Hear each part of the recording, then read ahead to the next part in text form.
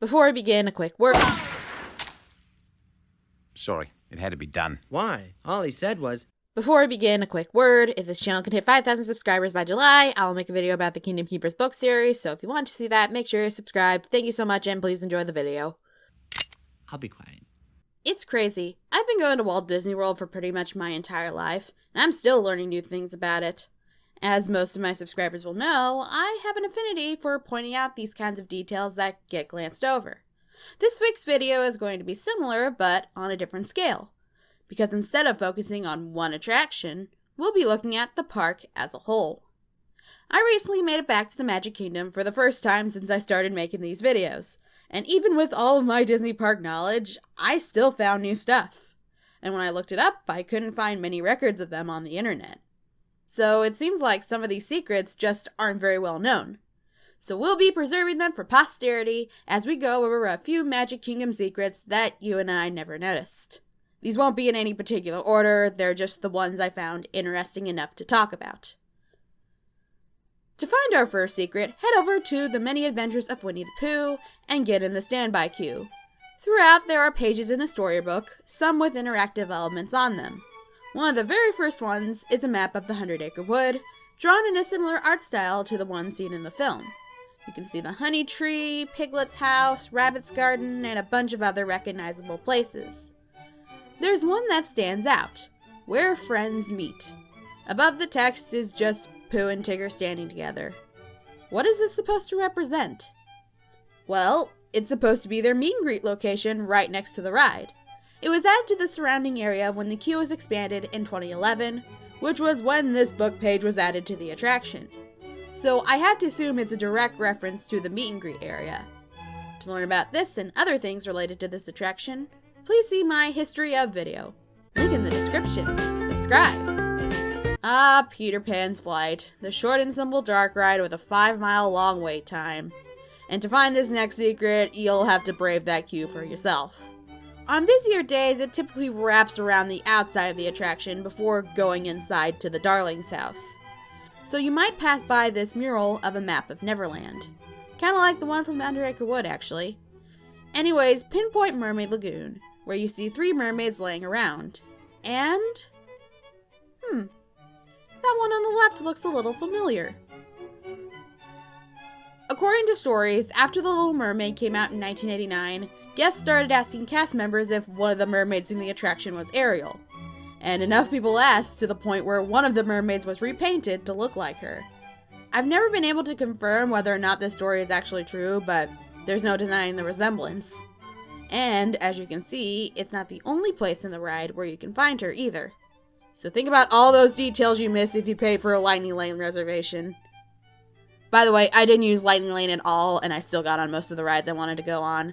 You just gotta be smart about it and know that the posted wait times are almost always longer than the actual ones. Okay, tangent over. Luckily, to find this next secret, you don't have to get in line. If you look up at the roof of the attraction, diagonal from the entrance to your left, you'll find a little weather vane of Captain Hook's pirate ship. But that isn't the only one on the building. Take a few steps back, and you'll find another weather vane of TikTok. He's more hidden, though. The best place to spot him is right in front of the queue to It's a Small World. I literally only noticed him when I was in line for that ride, so it shows that you always need to keep your eyes peeled in a Disney theme park. Since I mentioned Small World, let's head over there to find our next secret. As my viewers will likely remember, I made a video covering secrets that were from It's a Small World last year. After making it, I thought I knew all of the big ones pretty well. And yet there I was, sitting in my boat, when I noticed something that, in retrospect, was pretty obvious. In the Asia room, look up at the wall right in front of you when you enter. Painted onto a little panel hanging from the ceiling is none other than Sun Wukong, the one and only Monkey King. Wukong is a major character in the great Chinese novel The Journey to the West, and he's a major figure in Chinese folklore. Summarizing his story would take way too long and doesn't have much to do with this video, but he's still a legendary figure in Chinese culture and highly influential in fiction. Even if you've never heard of him, you've likely encountered one of his many XPs. Which is why he's here, and as far as I can tell, he's been here since opening day. I'm convinced that fate led me to finally noticing him, I've been getting really into Lego Monkey Kid recently, of which Wukong is a major character. I literally met the guy that plays him in the show the day before I went to the park. The timing was just too perfect. And this was the secret that led me to get the idea for this video. So, thanks Wukong. In case you didn't hear, Jungle Cruise recently got some updates. And they're pretty cool. I like all the new additions.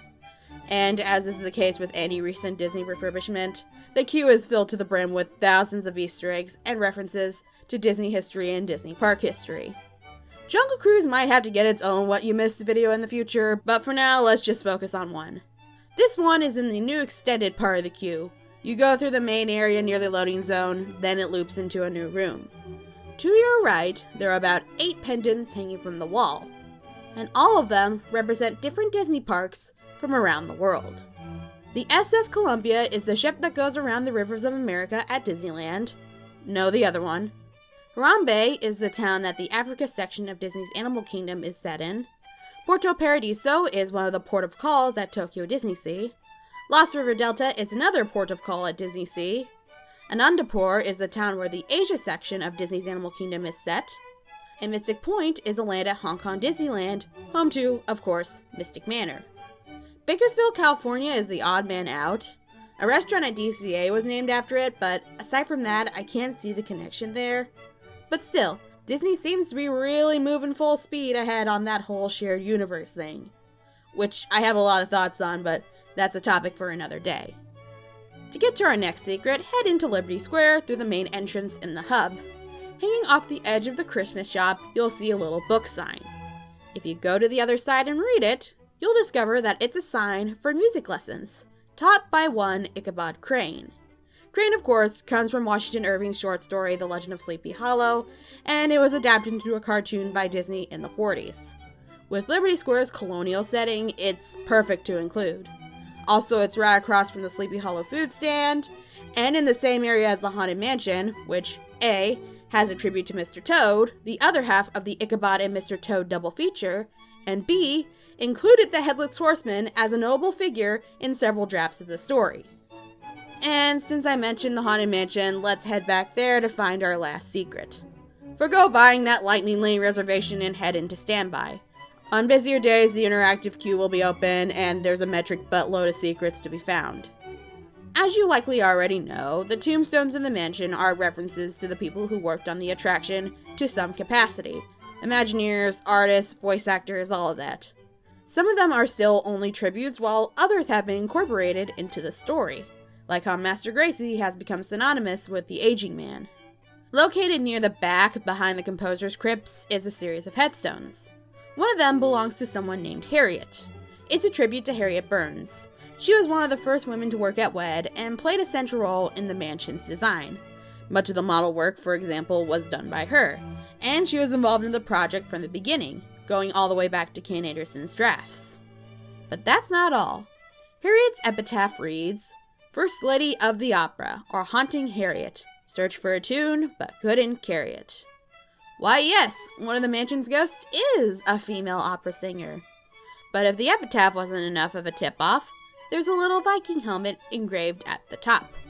So it's both a reference to one of the women who worked on the attraction, and a connection to one of the ride's characters. I don't really have a big thesis for this video or anything like that. This was just something fun, sharing some things with you guys that you might not have noticed before. I was planning on filming a little more while I was there, but I only had a day there and I had so much fun that time just got away from me.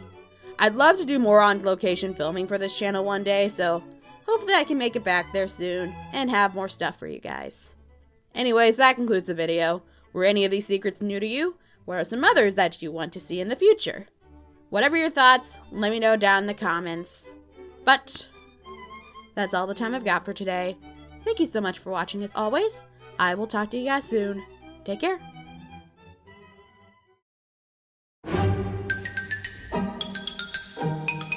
Thank you.